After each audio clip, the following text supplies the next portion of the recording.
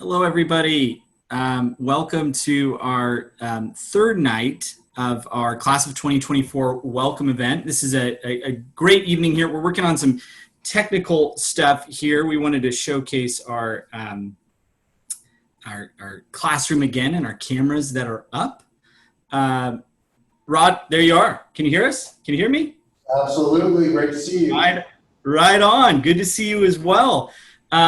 It's 6 o'clock. It looks like we have some families coming in as it goes through. Again, I just wanted to welcome everybody. We've had some great discussions, everybody returning, and maybe some folks that are new to our little welcome event that we've been doing here the past couple of days.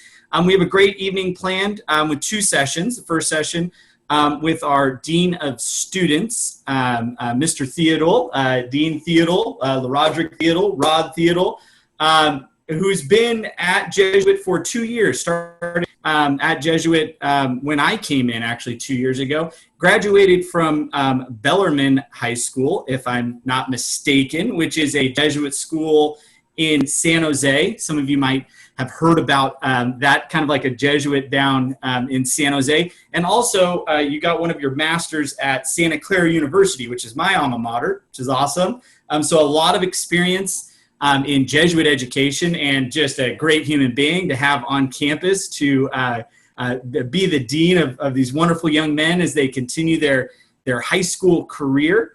Again, this event, like all of them, all of our sessions will be recorded. So we already have them posted on our hub, if you will, and on Jesuit's YouTube page, I believe.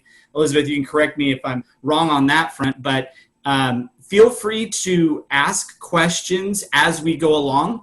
I'll ship it over to Rod here in a second, but if you have questions as we go along, we'll be monitoring those, and we'll have a little Q&A session at the end before we move on to the next session, which will be with our athletic director, Hank Weinberger. So without further ado, that's my catchphrase, I'm going to pass it over to you, Dean Theodule. Thanks for being here.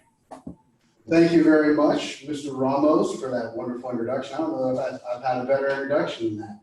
Very thorough, very complete, and I appreciate the time it took to do that. So, as Mr. Ramos said, my name is Roddric Theodule. I'm an assistant principal and dean of students here at Jesuit High School. To give you a little bit of background, in addition to being a graduate of a Jesuit High School, all boys, a little bit bigger than Jesuit High School, a little older than Jesuit High School, but very similar. I also taught at Bellarmine in the 9 years previous to coming to Jesuit as the dean. I taught in the math department there for 9 years. And prior to that, I taught 8 additional years in a non-Jesuit Catholic school. So this is, I'm now going into, this will be my 20th year in Catholic education, and going into my 12th year as an employee of a Jesuit school. So very excited about this year.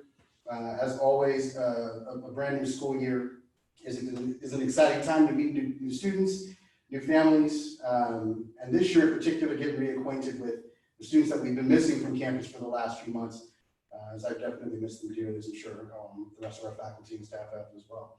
So today, I'm coming to you for two purposes. One, to give you a face to go with the name, and to give you a little bit of information about the dean's office and some of the things that fall in the purview of our office.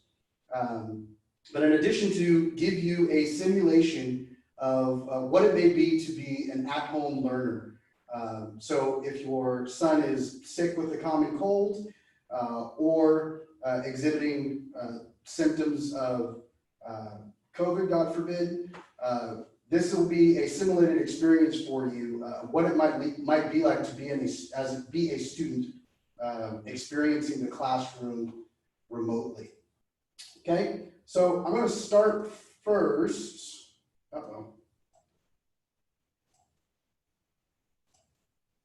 There we go.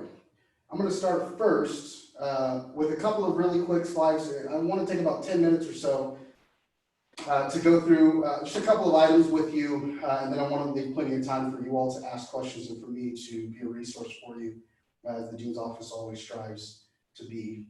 And so I'm going to share my screen here so that you can see a couple of the other faces in the dean's office that you and your sons will definitely want to be familiar with. Okay, so the dean's office staff is made up of 3 folks. The lovely Mrs. Harrison, who is the assistant to the dean of students. She is usually the first person you see when you enter the dean's office. She's right there at the front, and she's kind of our Swiss Army knife. Handles any and everything that comes her way with grace. We're blessed to have her. Your sons will get to know her well, and they'll get to love her just as much as we all do over the course of their 4 years. In addition to Mrs. Harrison, we've got Mr. Smith, who's our assistant dean. So he's often referred to as Dean Smith. He has been a Jesuit for quite a bit of time now. I'm not exactly sure how many years, but I believe it's over a decade at this point. And then myself, again, Roddric Theodule. So a little bit about the dean's office. Most people know a lot about JUG or detention. Right? JUG is what we call our detention system. And the dean's office does absolutely track and run the JUG system for our school and for any students that receive detention for any number of things, from being late to school to something more serious. But the dean's office does a whole lot more. We strive to be a place for help, and not just a place where students come when they're in trouble. So we handle attendance and tardy concerns. So if a student is returning from an absence, from being sick, ID cards, general questions if a student has medical needs, so any sort of medication, we ask that you send the appropriate dosage of that medication. We have a locked cabinet in the dean's office where we hold medications for students, and they can come into the dean's office and we will administer the appropriate dosage for them. It's also where students can leave papers and things that need to be submitted to a teacher's mailbox. So generally speaking, I want you to think of the dean's office as a place to come for help, a place to come for any and all questions. And if we don't have the answer, we'll definitely be able to direct you to the right place. Probably the topic that's on most of your minds right now most is the dress code. So I'm not going to go too far into depth with the dress code. There's a graphic here that our Marcom department put together that's really, really, really great. But I would I would ask that you please refer to this parent-student handbook, which is available on Jesuit's website for a full listing of the dress code. A couple of really key items that I want to just touch bases on that are common questions. Number 1, pants should be solid chino style slacks, right? So any color. They don't have to be khaki colored, but chino style or khaki style pants. Joggers, which sort of look like khakis to a certain degree, but typically have an elastic waistband and an elastic ankles, like sweats, are not allowed. All right, so we're looking for chino style or khaki style slacks or pants. In addition, sweatshirts and other outerwear that are worn must be Jesuit authorized from any activity, whether it be athletics or robotics or drama. Any Jesuit approved or Jesuit authorized logo wear should be worn as an outerwear item on top of the Jesuit collared shirt. The best thing for us in terms of living in California is we tend to have really, really great weather, but on occasion, it rains or is particularly cold. In the case of typically inclement weather, if a student wanted to wear a raincoat or a heavy jacket, for example, that does not need to be a Jesuit authorized jacket, right? It can be worn on top of the Jesuit collared shirt or the Jesuit logo wear sweatshirt, but the expectation would be that when a student enters into class, they would take that jacket off. Okay, so we've had some difficulty with students understanding the difference between a coat or a windbreaker or sweatshirt or thinner layer. When we mean jacket, we mean something that is intended to be taken off typically when you come inside. Something like a raincoat, again, you usually don't sit anywhere with a raincoat on inside. Okay, so they cannot wear a Stanford sweatshirt outside as long as they take it off when they come into class. If you're going to wear a sweatshirt or a windbreaker or the type of outerwear you would wear on 99% of days in California, that should be Jesuit authorized. But for heavier or colder weather, heavier jackets or rain, that sort of thing, that does not need to be Jesuit authorized. All right, and one last slide that I'll share with you guys before we move on with respect to dress code is our student apparel store is open now. The easiest way for you to get to it would be to go to jesuithighschool.org and in the search bar, search student apparel. That'll take you directly to the store that is open now through June 29th. This particular store is really important because COVID, one of the many effects of COVID is the supply chain has been damaged quite a bit, and it's making some of the more reasonably priced options, particularly the polos, unavailable for us. So we found a way to make a $20 Jesuit polo available to all of our students through this student store while supplies last, and those polos will be delivered in the person who orders them's name directly to Jesuit. So that polo in particular and a couple of other items that are currently in the student store, number one, will not be available for very much longer. And number two, this will be likely the only shipment that will come directly to Jesuit if you order one of those items. And that is, again, because we were not able to, due to supply chain issues, get those cheaper polo options shipped directly to home. So I would encourage you all to take advantage of the opportunity that's available right now through the student store, again, jesuithighschool.org student store, and order at least a few of those $20 polos for students to have. Great stuff. I'm back. That, and just to echo what you were just talking about, the Marauder Cove, if you will, which is our the store, the Marauder store on our campus, that is normally open on school days on Thursdays, I believe from 11 to 3, run by our Loyola Guild. They let us know that for the next 20 days, I believe, they're doing 20% off, and they are doing some local drop-offs in the area. So I would recommend going on there and searching Shop Jesuit online. I know the BSN store with some of our newly Nike gear that's coming on is also open until June 29th. So I'd recommend going on, checking that out. There's never a short supply of polos. I know I have a lot. I have a different one on every night. Rod, thank you for covering all of that. We do have a couple of questions here that I'll fire your way as you're in the classroom and showing things around. Just to be clear, chino-style shorts are also permitted. Correct. Shorts are permitted every day of the week if they are chino-style shorts. Yes. Great. Yep. It's hot. It's getting hotter every day. Yes, the shorts are a must. Is there a list of authorized logos? I feel like going through the store, you can't go wrong there, but is there a list, or is there just items that are supposed to be part of it? No, if you purchase any item that's purchased through the Marauders Cove or the student apparel store, or any item that is purchased through a student club or activity, will be Jesuit approved. Great stuff. Again, there's another shorts question. Yes, shorts. You can wear shorts. But a very popular question that keeps coming up, is there any dress code for foot apparel?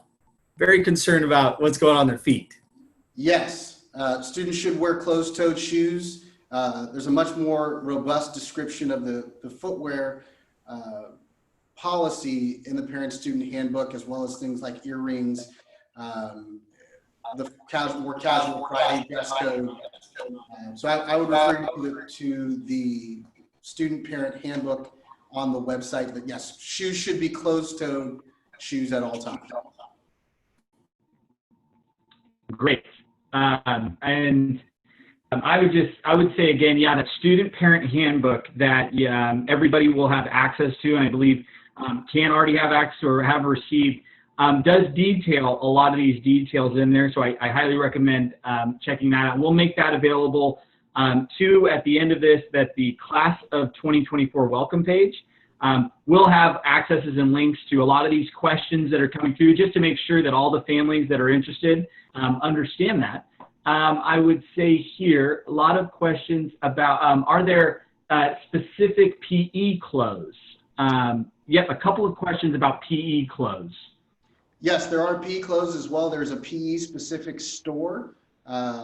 If you were to go into, again, the website and search, I believe you can search PE apparel, and that should take you to the student store. It will also be connected to the student apparel store as well. So if you know your son will have a PE class, you can use the PE store to order the PE specific materials.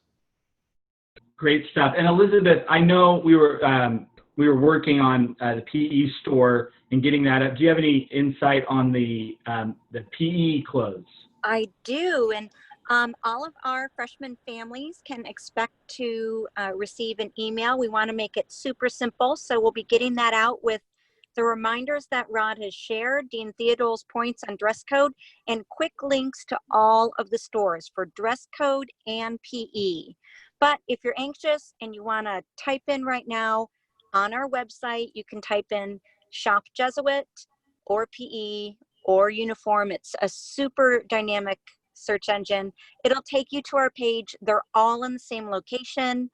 You can click right through. And if you have any questions, please feel free to reach out to us via the website or send an email to the dean's office as well.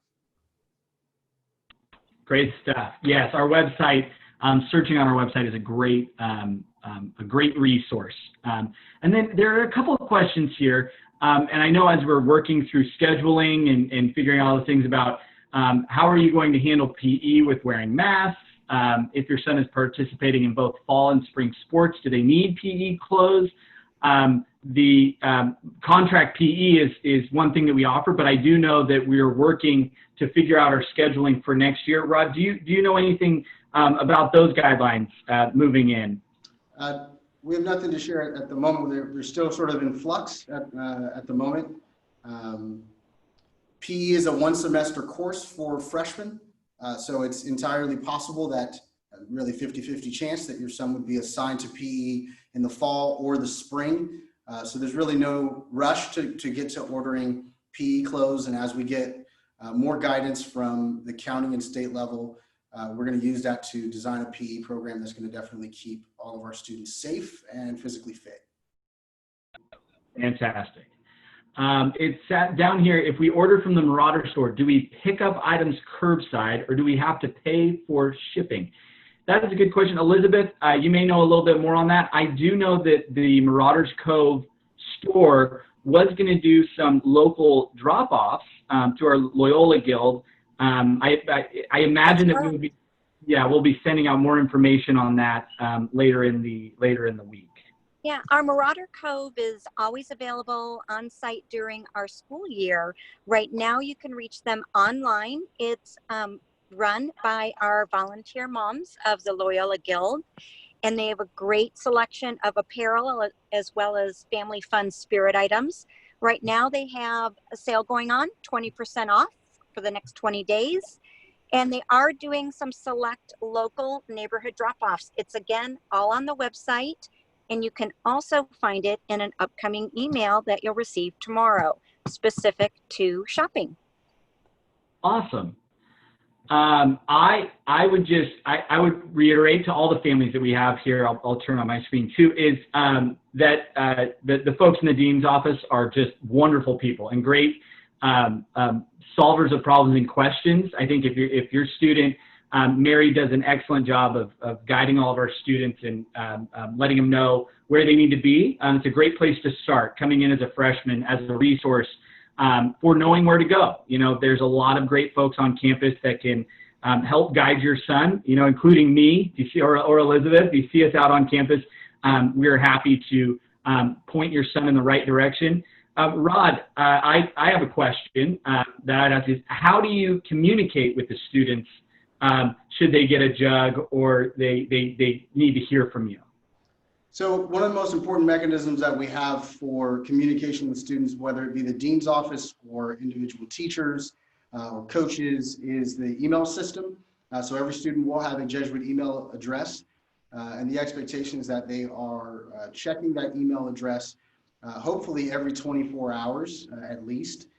They do get a number of emails from their classrooms regarding homework assignments and a variety of different things. So it is helpful if they are able to set up rules and inboxes and different things to help them stay organized. But to your question, Matthew, if a student was to get a jug from a teacher in class, let's say, they would be notified of that by the teacher in class, but they would also receive an email from the dean's office in which they would need to come down to the dean's office prior to the end of the school day, really directly right after the end of that class period, to go through the next steps, and we'll walk them through what those next steps would look like for completing that jug. Great stuff. Email. It's a lot different than when I was a Jesuit 15, 16 years ago, when you got the pink or the green slip. But it's a jug again too is the different ways you can get jug, but it's nothing to be nervous or scared about. I think that Rod, the way that you handle behavioral issues and just the approach you take to understanding all of our students' needs is just excellent. And I think it's something that, getting a jug, if you get one, a lot of us past Marauders have gotten jugs before. It's not the end of the world. So don't feel like it's the worst thing in the world. We've all gotten them. But don't get a lot, right, Rod? Don't get a lot. Please. No, I like to think of it as an opportunity to learn. It's meant to be a corrective measure, not meant to be punitive in nature, but to help learn the expectations of our classrooms and our on-campus activities. And we work very hard to make sure that there's some learning that takes place through the process of a student completing a jug as well. That's great. Scott Gordon, thank you for coming on and being at the Marauder Cove is currently making deliveries to local neighborhoods, specifically during this current sale, and they're happy to coordinate shipping or other arrangements to get merchandise to you ASAP. So thank you for sharing that. Yes, getting those Jesuit polos and getting them to you in a way that we'll work with you guys. Here's a question. What does JUG stand for? Jug is a Latin word. It represents a Latin word that means burden. The rumor is that it means justice under God. That is not actually true. It does stem from a Latin word meaning burden. Fantastic. Now this Thursday or only when school opens on Thursdays. Just for clarification, is the Marauder store open now, this Thursday, or when the school opens on Thursdays? So in normal times, non-COVID times, the store is open on Thursdays. It is not open now for folks to come onto campus. We're making sure that we're safe and we're making everything good. So you can't go into the store now, but when we get back to the rhythm of things and hopefully this COVID thing is behind us, it will be open, and you guys can come by and get all the cool trinkets and swag items and seat backs and all those fun things and stickers for the car when we're back there. There's a question. Caleb, good to see you up here. Will the Marauder Cove get additional sizes? Right now on the site, seems inventory has more large and XL sizes for polo shirts. That's a good question. And I think that we'll get to the bottom of that, and we'll make sure that we address that in the questions on our welcome page. We'll make sure that all of these questions, I know everybody's very curious about dress code and getting all of their items. We'll make sure we address all those in the communications that come out after this evening session. We'll make sure we address those questions. That's fantastic. Another question, what is, pardon me, Loyola Guild? Our Loyola Guild is a parent-run organization. I believe it is, from my understanding, some of the wonderful mothers on our campus that are a community in their own right that work to do things around a Jesuits campus everything from Christmas Tree Lane. I know there's a strong involvement there, to our Marauder Cove, and some of our booster-esque opportunities on campus. Just a wonderful community of our parents that come together and help on campus to make the school run. It's in collaboration with everybody that Jesuit, and we love our Loyal Guild parents that help with all the things that we need to do out there. These are all fantastic questions, Rod. I hate to bombard you with what shirt sizes run true, and what if clothing purchases doesn't fit, can we exchange it? Guys, these are all fantastic questions, and you're asking them in the right place. We will be sure to address all of these questions in our communication. So I would just stay tuned on the email communication, and we'll make sure that in our FAQs and all these questions that you guys still have, we will address them on our welcome page at the end of our week of events. As we have Rod here for another 4 minutes, are there any more questions from you all about anything, about the Dean's office that you guys would like to know before we shut down and move on over to our second session of the evening? I hope you guys will join us for our athletic director, Hank Weinberger. Here's a good question, a great one, anonymous viewer. How do you deal with bullying? We deal with bullying sort of in the same way that we deal with every disciplinary situation. We start by trying to talk to the kids and find out what's actually going on, and depending on the nature of the situation, we have had situations that were a misunderstanding, and students received a jug and went through a process to help the students reconcile the issue that they were having. And we've had other issues that have escalated to much more serious disciplinary consequences for sort of blatant bullying. Thankfully for us, we don't receive a lot of reports in the Dean's office of blatant bullying. The Brotherhood, which you've heard a lot about in the process of open house and in choosing Jesuit, is taken pretty seriously, certainly by our upperclassmen. Incoming freshmen, obviously there's an adjustment period. We've got people coming from a variety of different places with a lot of different expectations that maybe don't quite understand the Brotherhood. But I find that that tends to peter out pretty quickly as the students progress through the years. So the simple answer is it may be something as simple as a few days of jug, but it's not inconceivable that if there was a blatant issue of bullying with a student, for one or multiple students that were perpetrating that bullying to be dismissed from school. That's great. And Rod, I hate to put words in your mouth. I remember you saying that was so moving and powerful, is that you want to work with students, and if they're having an incident or they come to you, you want to make sure that you're solving the problem, or you're getting close to the problem, right now, not waiting extended periods of time, but making sure that our students feel safe on campus. I remember you saying that. It rang true with me that all of our students feel safe and comfortable on our campus.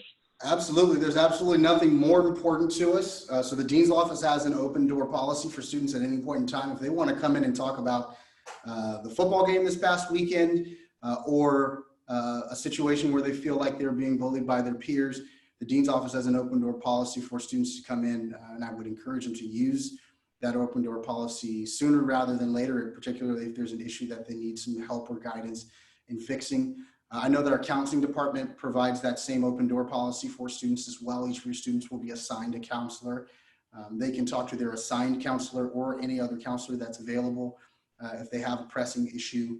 And we often have students that speak directly to their teachers, a trusted teacher. And if that teacher is not able to rectify the situation, our teachers do a great job of bringing myself and Dean Smith in to help mediate some of those situations. So the safety of our students is absolutely the most important function of the Dean's office. That is great stuff, and we're at 6:30 on the nose.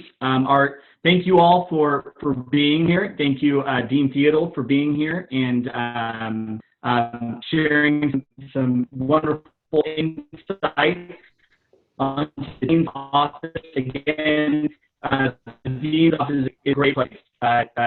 Mary Harrison, Ms. Harrison, Mr. Smith, and Dean Theodule are great resources and assets to how this is. So we're going to move on over to our next session, which will be with Hank Weinberger, our Director of Athletics. So we will be going off, and I believe you can come into that one at 6:35. I look forward to seeing you all there. Thanks again. We'll see you soon. Thanks, Rod. Soon. Thanks.